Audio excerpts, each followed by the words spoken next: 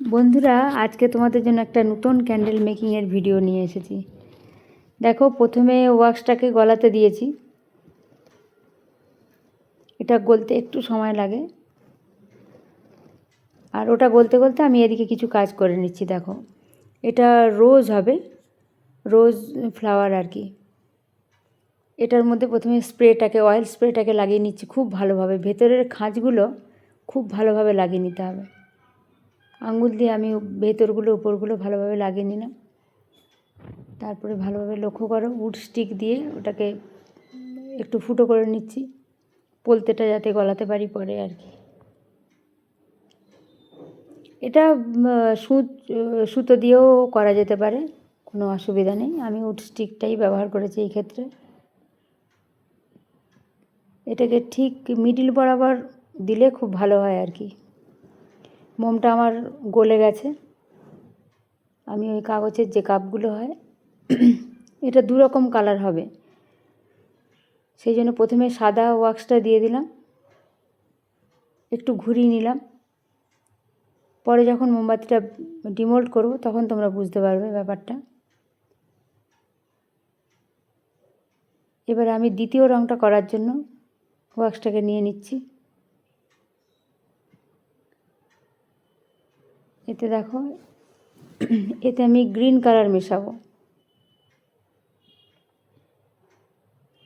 6-7 ফোঁটা মতো green colour মেশাচ্ছি।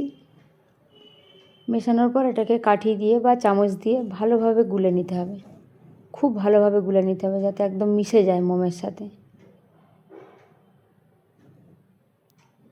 আর এটা সুগন্ধটা দিলাম, সেন্টেড ক্যান্ডেল তো খুব সুন্দর গন্ধ বেরোবে।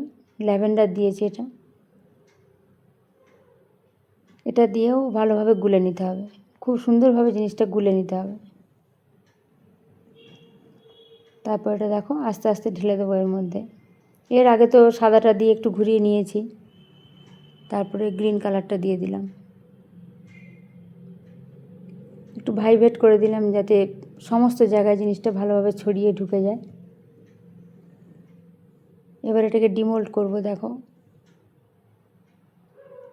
খুব সাবধানে করাই ভালো, খুব তাড়াহুড়ো না করাই ভালো। আস্তে আস্তে ডিমোল্ড করছি। দেখো,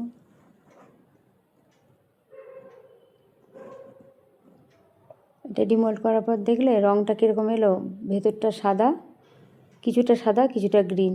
ওই প্রথমে যে সাদা অংশটা লাগিয়ে নিয়েছিলাম সেই জন্য এরকম একটা কালার এসছে, দু রকম কালার। এবারে তোমরা যে কোনো কালার এভাবে করতে পারো, যা খুশি তোমাদের। এবারে পোলতেটা দিয়ে দিলে এটা কমপ্লিট হলো। এটা একটা সেন্টেড রোজ ক্যান্ডেল তৈরি হলো আর কি। ক্যান্ডেলগুলো দেখতে ভীষণই সুন্দর হয়, জ্বালালে একটা সুগন্ধ ছড়ায় ঘরে।